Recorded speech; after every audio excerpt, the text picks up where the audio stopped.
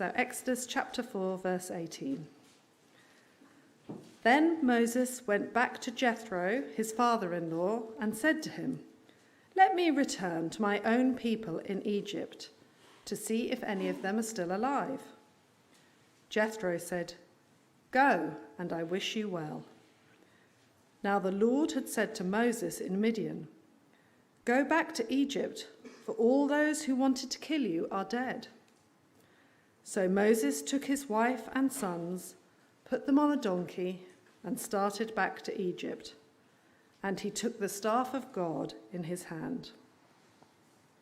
The Lord said to Moses, "When you return to Egypt, see that you perform before Pharaoh all the wonders I have given you the power to do. But I will harden his heart so that he will not let the people go. Then say to Pharaoh, 'This is what the Lord says. Israel is my firstborn son, and I told you, let my son go so that he may worship me. But you refused to let him go, so I will kill your firstborn son.'" At a lodging place on the way, the Lord met Moses and was about to kill him. But Zipporah took a flint knife, cut off her son's foreskin, and touched Moses' feet with it. "Surely you are a bridegroom of blood to me," she said. So the Lord let him alone. At that time she said bridegroom of blood, referring to circumcision. The Lord said to Aaron, "Go into the wilderness to meet Moses." So he met Moses at the mountain of God and kissed him. Then Moses told Aaron everything the Lord had sent him to say, and also about all the signs he had commanded him to perform. Moses and Aaron brought together all the elders of the Israelites, and Aaron told them everything the Lord had said to Moses. He also performed the signs before the people, and they believed. And when they heard that the Lord was concerned about them and had seen their misery, they bowed down and worshipped. Afterwards, Moses and Aaron went to the Pharaoh and said, "This is what the Lord, the God of Israel, says. Let my people go, so that they may hold a festival to me in the wilderness." Pharaoh said, "Who is the Lord that I should obey him and let Israel go? I do not know the Lord, and I will not let Israel go." Then they said, "The God of the Hebrews has met with us. Now let us take a 3-day-long journey into the wilderness to offer sacrifices to the Lord our God, or he may strike us with plagues or with a sword." But the king of Egypt said, "Moses and Aaron, why are you taking the people away from their labor? Get back to work." Then Pharaoh said, "Look, the people of the land are now numerous, and you are stopping them from working." That same day, Pharaoh gave this order to the slave drivers and the overseers in charge of the people. "You are no longer to supply the people with straw for making bricks. Let them go and gather their own straw, but require them to make the same number of bricks as before. Don't reduce the quota. They are lazy. That is why they are crying out, 'Let us go and sacrifice to our God.' Make the work harder for the people so they keep working and pay no attention to lies."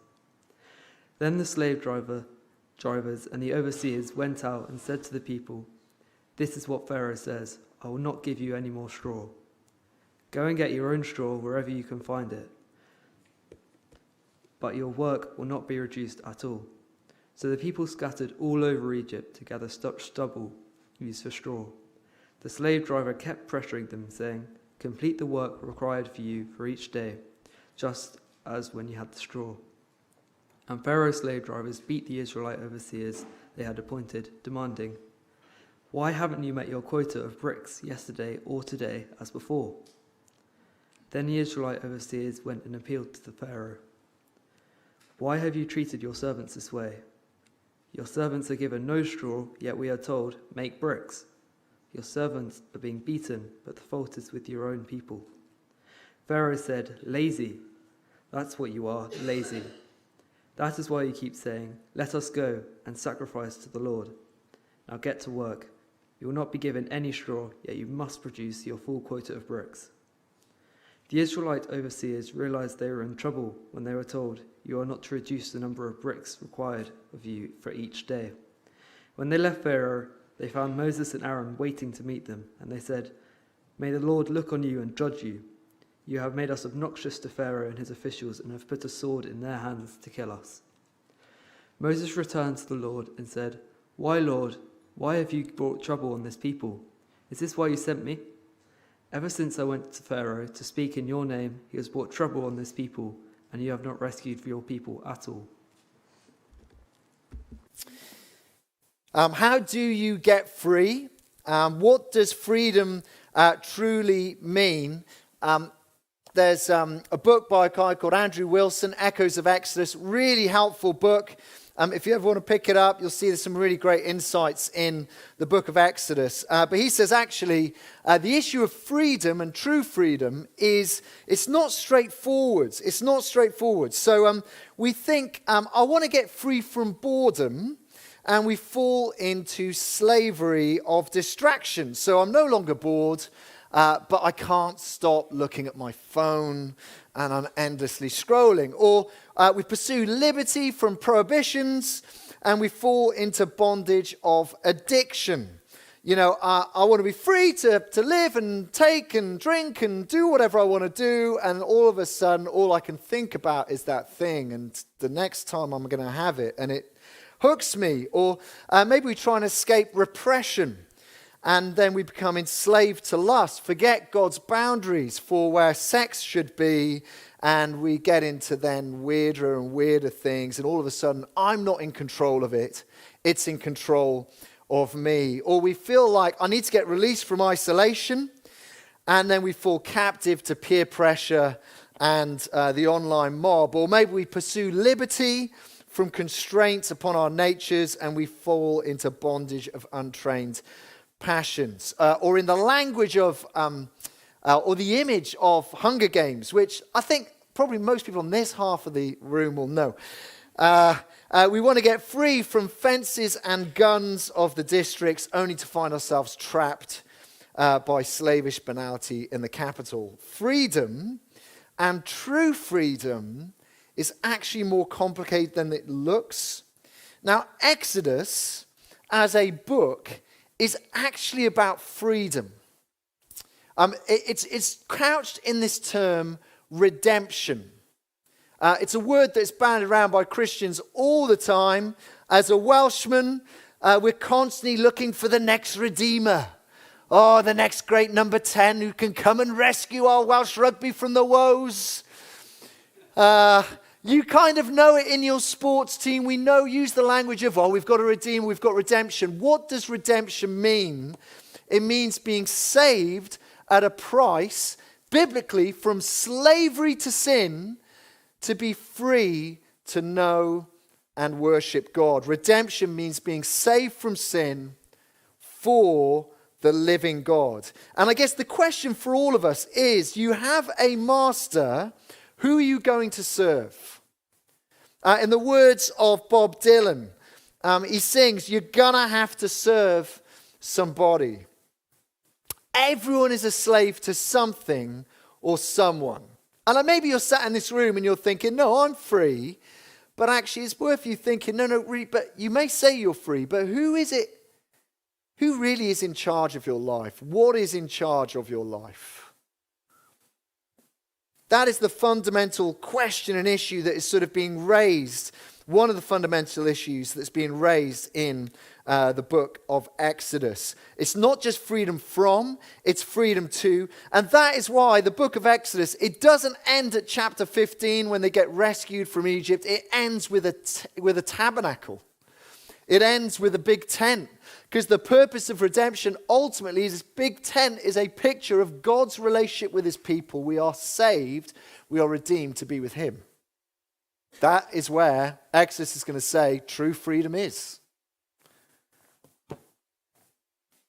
And so today we're going to hit chapters 4 and 5. And the question we're really thinking about is, what do we need to be saved from? What do we need to be freed from in chapters 4 and 5? And I'm going to handle it a little bit differently to what I did in the first service. And the first thing we're going to start with is my third point on the PowerPoint. She said, you need to put this at the start. There's 3 things that we need to be rescued from. And the first thing is this, which is the third point. And it's this. Stick at the third point. God's righteous anger. I don't know, as it was being read to you, whether you saw the really, really surprising weird bit in the reading. There's a really surprising weird bit. And have a look. So just have a think about it. If you've been around the past few weeks, you all know, right? Chapters 1 and 2, God is at work even when it doesn't feel like it for God's people. Last week in chapter 3 and 4, Moses met with Yahweh. He revealed himself in the wilderness, in this burning bush. He said to Moses, you are going to be the person who's going to rescue my people. Moses says, no, thank you. I don't fancy it. I'm not going to do that. And he says, no, you're going to have to. He says, okay, I'm going to go. And so here we have Moses rescued from the water. Moses, he's had 40 years of training, leading sheep in the wilderness. He is the perfectly trained man for the job. And then verse 24, God tries to kill him. Did you hear that? It's bonkers. Have a look. Open it. If you shut your Bible, have a look at page 61. And have a look, chapter 4, verse 24. At a lodging place on the way, the Lord met with Moses. Oh, this is going to be good. He's done in the burning bush with him, and he's done all the miraculous signs and all of this. This is good. And was about to kill him. God's about to kill him. What? It seems utter madness. God, you say you're going to do one thing, and then you're going to cut, like, this is your Redeemer. This is your rescuer. What are you thinking? And then what his wife does is even more baffling. Moses, I don't know whether he had like a big sickness. I don't know quite how the Lord was going to kill him. But he's in a mess. And he has not got long left. And what his wife thinks is, I know, I'm going to circumcise my son and that's going to fix it. It's not obvious, is it? Oh, that's going to fix the problem. To circumcise the boy. I mean, look at it. It's like, it is bloody. Look at it, verse 25. Zipporah took a flint knife, cut off her son's foreskin, and then touched Moses' feet with it. Interesting, like some people might say that might be a euphemism for somewhere else. Anyway, surely you're a bridegroom of blood to me, she said. I mean, does that sound like is that like a Valentine's Day statement? Oh, you're a bridegroom of blood to me. Is it a good or is it a bad thing? And so the Lord let him alone. At that time, she said, bridegroom of blood, referring to circumcision. He's about to die. She circumcises the son. And then it's all is well. What is going on? Keep your finger in and just flip back to Genesis chapter 17. This is quite important. Genesis 17. Again, this is where God makes the initial promise. Do you remember? He says, I am the God of Abraham, Isaac, and Jacob. This is Abraham, who, remember, it's land, people, blessing. But look at what God says to Abraham. Chapter 17. What does he say to him? Verse 6. I will make you very fruitful. I will make nations of you and kings for you. I will establish my covenant as an everlasting covenant between me and you and your descendants after you and your generations to come, to be your God and the God of your descendants after you. So what is he saying to Abraham? You and your descendants, I'm going to be your God and you will be my people. You will. Out of all the nations in the world, you will be my people. The creator of the universe chooses them. He puts his love on them. And what is the mark? What is the mark of being part of this covenant people, being part of this wonderful promise? Have a look at verse 9. In fact, verse 9 and 10, okay? As for you, you must keep my covenant and your descendants after you for generations to come. This is my covenant with you and your descendants after you, the covenant you are to keep. Every male among you must be circumcised. Your babies need to be circumcised. So what is a sign of belonging to the promised, rescued people of God? It is this sign of circumcision. For us, in the new covenant, as we look at it through the lens of Christ, what is the sign for us? Well, actually, it's faith, and often that is demonstrated through the act of baptism. But for them, then, it was circumcision. Now, if you flick back to chapter 4, what is the problem here? What is the problem here? Here is the man who is going to be enacting God's redemption. He's going to represent God to the people and to Pharaoh, and through that to the whole world. And what is the problem? He has not given the sign to his son. He's meant to represent God, and yet he has not obeyed God in this specific way for at this point in God's salvation story. Just have a look on verse 22 and 23. Look what he says. Then say to Pharaoh, this is what the Lord says. Israel is my firstborn son. I told you, let my son go so that he may worship me. But you refuse to let him go, so I will kill your firstborn son. He's saying, look, the people of God, you are my people. You are my firstborn son. This is really significant because this is the first time, if you're reading from Genesis, this is the first time he describes the people of God as his firstborn son. He says, you are my son. What a privileged position they are in. And yet, what is the problem? If you are not part of the people of God and you don't have the sign of the people of God, actually you stand out of his promises and you deserve judgment. In fact, we will see that with Pharaoh and his people as they refuse to obey the commands that are given. And here we have Moses, and he hasn't obeyed. He hasn't done what God said you need to do if you're a mark of his people. And so his wife rescued. Just notice this. Moses keeps on getting rescued by women. Have you noticed that? He does. His sister, his mum, his wife keeps getting rescued, and she steps in and he gives her the mark. She gives her son the mark that Moses should have given. And do you know, if you were here last week, we talked about melodies in the book of Exodus, and they come in mini and they go maxi, and they kind of keep pointing forward ultimately to the redemption that we get in Jesus. And actually, verses 24 to 26, it is a mini picture of the Passover. If you don't understand what that means, come back in about 5 weeks' time.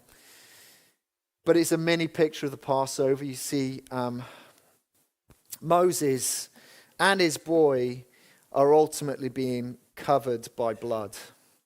And that is the sign with which they'll be rescued. And actually, on the Passover, the firstborn son will be covered ultimately by blood. It will be the death of a lamb, and it will be put on the lintel, and God's the destroyer will pass over them. It's a picture of the redemption to come.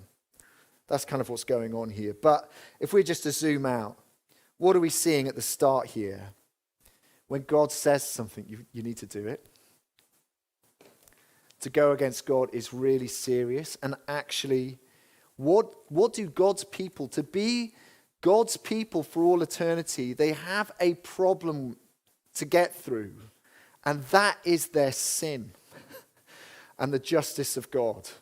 If they're going to be his redeemed people for all eternity, sin has to be dealt with. And right here we're told the only way it can be dealt with is by blood and death in some way. I wonder how that's going to be fixed. First thing, which is the third thing. We're going to go back now to the second thing, which is the first thing. You're really confused. I should have got my PowerPoint sorted in between the services. Here's the second problem God's people have, and this is in chapter 5. What is the second problem they have? They have let me flip back in my notes, because even my notes are out of order. What do they have? Here we go. They have you can have it on the screen. Let's have it. You've got a slave master who is immovable. They have a slave master who is immovable. Chapter 4, Moses gets his own stuff dealt with. The Redeemer himself needs to be redeemed before he can lead God's people. And he's obeying God. He's moving towards the people. He sees Aaron. If you imagine, do you remember last week, if you were around, he was in the desert. He was saying, God's people won't listen to me, and I'm going to go to them with what's going to happen, and they're never going to believe. And just have a look at the end of chapter 4. It's a real high point. Chapter 4, verse 29. Moses and Aaron brought together all the elders of the Israelites, and Aaron told them everything the Lord had to say to Moses. And he also performed the signs before the people, and they believed. And when they had heard that the Lord was concerned about them and had seen their misery, they bowed down and worshipped. So here he is. He's with the elders. He tells them that he met God in a bush, and he told them all this stuff, and he's going to be the one, and God is going to redeem them. And they believe him. And they get on their knees, and they bow down and worship the Lord God. Because they say, he's actually heard us. He's seen our misery. He's heard us. He's going to act. He's going to rescue us from slavery. And I imagine they're all on a massive high. God's going to do it. Moses, come and do it for us. And 5 verse 1, look what happens. Afterwards, Moses and Aaron went to Pharaoh and said, this is what the Lord, the God of Israel, says. Let my people go so that they may hold a festival to me in the wilderness. And Pharaoh said, of course, that sounds like a great idea. Brilliant. Off you go. Off you go. No. What does Pharaoh say, verse 2? Okay, and this is the fundamental issue that will consume the next 7 chapters in this book. Look at what he says. Who is the Lord that I should obey him and let Israel go? I do not know the Lord, and I will not let Israel go. And then they said, the God of the Hebrews, he's met with us. I was in a bush and all this stuff. And now let us take a 3-day journey into the wilderness to offer sacrifice to the Lord our God, or he may strike us with plagues or with the sword. But the king of Egypt said, Moses and Aaron, why are you taking the people away from their labor? Get back to your work. And Pharaoh said, look, the people of the land are now numerous, and you're stopping them from working. And so do you see the issue here? Pharaoh, in charge of the most powerful nation in the world at the time, who has this free workforce, who are making him rich and building him cities, and they pay them peanuts. And he's like, you are saying that your God needs to let them go. Why would I obey that? Who is your God? I do not know him. I've never heard of him. Why am I going to obey that? Imagine this scenario. A posh restaurant in Norwich. Now, has anyone got any ideas of a posh restaurant in Norwich that might get booked out quite regularly? Anyone want to throw one out? Anyone got to throw one out? We've got something? No? Prezzo doesn't work. What was this? The Ivy. The Ivy. Right, the Ivy. It's fully booked. You think, I'm going to ring up. I'm going to ring up and say, look, I know you're busy, but is there any way you could make a space for me? My name is Andy Rees. What? No, there's no space? Okay, fine. You see, my name would carry no authority, but imagine you rang the Ivy and you said, look, I know you're really busy, but just wondering, is there any chance you could find us a table? My name is Taylor Swift. Very famous musician, for those of you who haven't heard of her. Taylor Swift. Oh, I think we've got a space for you.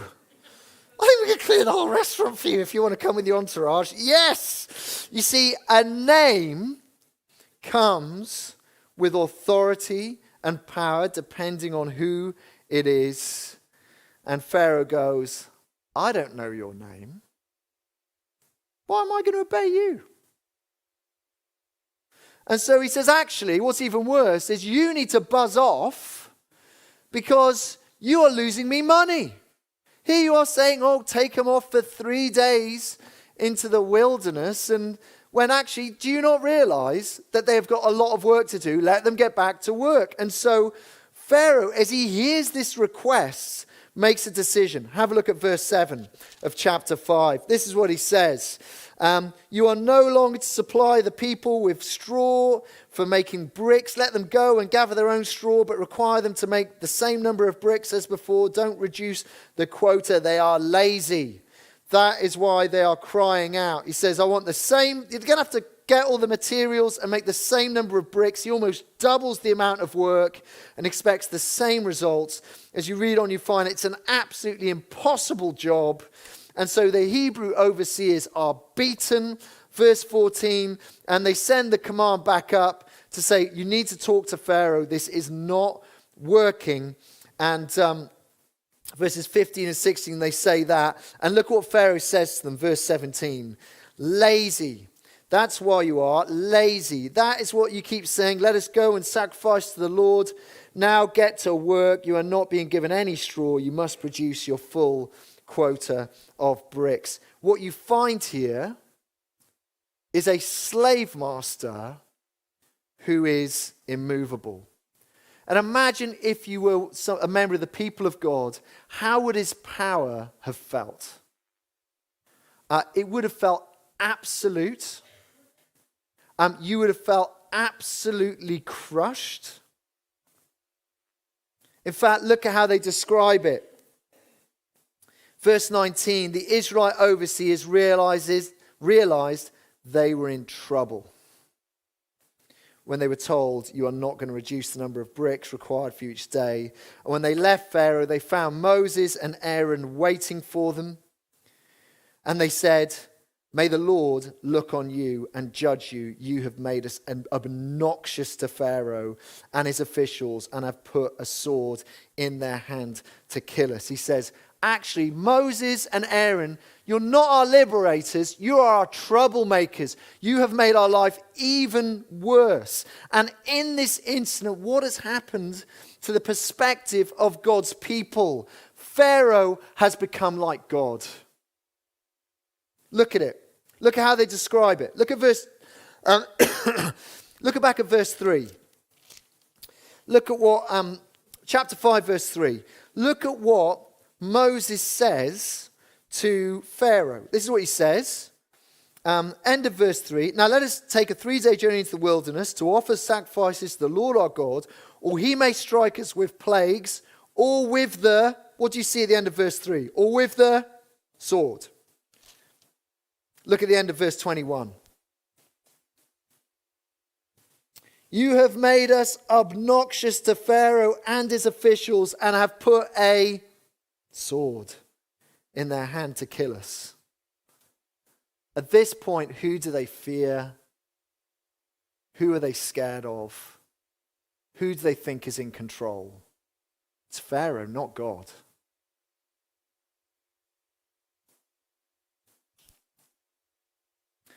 They're so destroyed.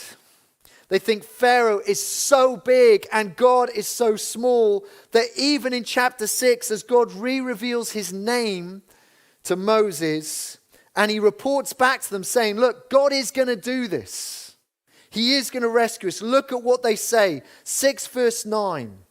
Moses reported this to the Israelites, and they did not listen to him because of their discouragement and hard labor. See, they don't listen. They've lost all hope. They think this slave master is immovable. And here's the thing. Actually, our slavery to sin, and what the New Testament says, we're slaves to sin and we're slaves to the lies of Satan. And actually, they are immovable. We can't fix it. We can't do anything to solve the problem ourselves. We need divine intervention. They have this slave master. The second thing, and this is the third thing, so don't worry, we're cracking on in the talk. But second thing, look at this. God's people, what is the problem they have? They don't know who they are. In fact, they don't know who their God is. They really don't. They have a hearing problem. Do you notice their hearing problem? Have a look at 5 verse 9. What is Pharaoh's goal for the people of God? Have a look at 5 verse 9. Alec Mottier, who is an Old Testament scholar, he reckons this at the heart of the passage. He reckons there's a chiasm here. I'm not going to show it to you. I can show you in the commentary if you want. But I think he's right. 5 verse 9. Make the work harder for the people so that they keep working and pay no attention to lies. What is Pharaoh's goal in this? That they won't pay attention to the promise of God. Oh, they're lies. And the way I'm going to show you their lies is I'm going to make your life harder and harder and harder so you think God is not faithful. You can't trust him. Don't believe the lies. Now, they really are not listening to God's word, right? So just have a look. 3 verse 19 and 20. What was Moses told about the experience of what was to come? 3 verses 19 and 20. This is what God told him would happen. But I know the king of Egypt will not let you go unless a mighty hand compels him. So I will stretch out my hand and strike out the Egyptians with all the wonders that I will perform among them. After that, he will let them go. So what does God say? There's going to be mighty wonders, and Pharaoh's not going to let you go, and after that, he will let you go. Have a look at chapter 4, verse 21. And I told you, let my son go so that he may worship me, but you refused to let him go, so I will kill your firstborn son. Pharaoh is going to refuse this initial request. And what is absolutely clear, chapter 4, verse 30, what do Moses and Aaron do? They told them everything the Lord had said to Moses. So all these details are in there. He's already told them, here's God's plan. It's not going to happen instantly. You're not going to be rescued from Pharaoh in a night. That's not the way this is going to play out. And yet what happens when they're not rescued from Pharaoh overnight? They doubt the goodness of God. Why? Because they haven't listened to the plan. I guess it's just worth us just pausing there just briefly and just saying, in the Christian life, we can be quick to do this as well. You see, what God is working out here is a miraculous, glorious deliverance where he reveals himself fully to his people and the world. But it's in God's timing. And do you know what that feels like for God's people? Sometimes quite painful. Sometimes it's trusting him when life is hard. We've seen that in chapters 1 and 2, and this is no difference now. This is going to take some time. Look, when God says to you, I will redeem you, I'll forgive you, I will cleanse you when you come and trust Jesus, he means it. He has. But often we forget that he also says to us, do you know what it's going to look like to follow me? Take up your cross, deny yourself, and follow me. Sometimes it's going to feel a bit like death. When he says in the Beatitudes, he says, blessed are those who are persecuted for righteousness' sake. Persecution? God's abandoned me. Persecution? No. God tells us that is what it may be like. But he never forgets his people. He never forgets his promises. And so, we need to remember his word. But not just that. Notice what else God's people forget. They forget who they are. Just have a look. When the Israelite overseers approach Pharaoh and say it's too hard, have a look at chapter 5, verses 15 and 16. Then the Israelite overseers went and appealed to Pharaoh. Why are you treating Yahweh's servants this way? Do you notice? It doesn't say that. Look what they say. Why are you treating your servants this way? Your servants are given no straw. End of verse, halfway through verse 16. Your servants are being beaten. Who do God's people think they are? At this point, they think they belong to Pharaoh, and they are wrong. I mean, it may look like that. Circumstances may look like that, but who are they? We just saw it read earlier. Chapter 4, verse 22. They are his firstborn son. They are sons and daughters of the living God, and that does not change. And yet their circumstances has so drilled into them that they think, wow, we belong to Pharaoh.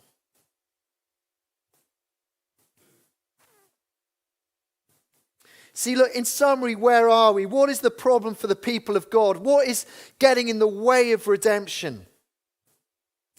Firstly, the wrath of God and their sin. That's going to need to be dealt with. Secondly, they have a tyrant, their slave master Pharaoh, who they cannot rescue themselves from. And thirdly, they do not know who their God is and who they are as the people of God. And so better for them to be a slave to Pharaoh than sons of the living God, for all that will do to me, all the good that will do to me. Now look, at this point in the book of Exodus, we need to know this because we need to see how God is going to fix this. But obviously you and I are not making bricks in Egypt. This is 3,000 years ago. So what does it mean for me and you here today? Well, Colossians 1 verses 13 and 14. I'm just going to stick it up on the screen. If you're someone who is trusting in Jesus, this is true for you. 1 verse 12, actually I'm going to read from 1 verse 12. Giving thanks to the Father who has qualified you to share in his inheritance of the holy people in the kingdom of light, for he has rescued us from the dominion of darkness and brought us into the kingdom of the Son he loves, in whom we have redemption, the forgiveness of sins. If you're someone who is trusting in Jesus, you are no longer a slave to not Pharaoh, but sin. You've been rescued from that. You do not have to obey that anymore. You are no longer under the dominion of the lies of Satan, because you've been brought into the kingdom of the Son. But here is the challenge for us, and I think the challenge for loads of us, is that we just keep hearing the lies of Satan. The Lord God cannot deliver you. Your circumstances mean he does not care about you. He has forgotten you. He cannot ultimately save you, and he will not save you. And so often we look at our circumstances rather than the redemption of our King Jesus and realize those are lies. We are his people. He will get us safely home. He will get you through this current crisis, and he can deal with your sin and the righteous judgment of God. Do you believe that? You are in the kingdom of the Son that will last for all eternity. You know, in your battle with sin, as you struggle with that thing and you think, I cannot make any progress, and what are the things that you keep forgetting in that moment? You think that sin is like Pharaoh and it's bigger than God and you can't make progress and it's going to destroy you and it's making you make more bricks, and you forget that actually you've died with Christ. You've forgotten who you are. You've forgotten who is the Lord who has redeemed you and that he has saved you so that you can make progress. Do you know who you are? Do you know who your God is? And if your answer to both of those questions is still, I'm not sure, then I want to say, come back. Because that is the book of Exodus. God is going to reveal to us again and again the strength of his might and the way he will go about and what it will take to actually rescue us from our sin.